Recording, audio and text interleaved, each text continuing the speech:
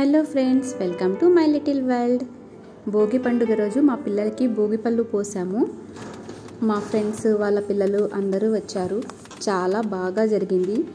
చాలా సంతోషంగా అనిపించింది.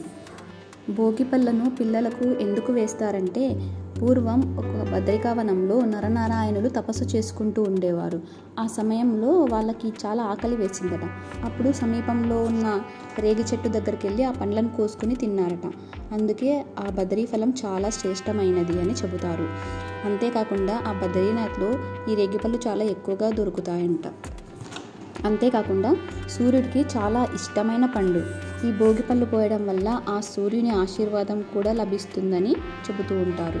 అలాగే పిల్లలకు భోగిపళ్ళు పోయడం వల్ల దృష్టి తగలకుండా ఉంటుంది, గ్రహపీడ నివారణ తొలగిపోతుంది అని పెద్దలు చెబుతూ ఉంటారు.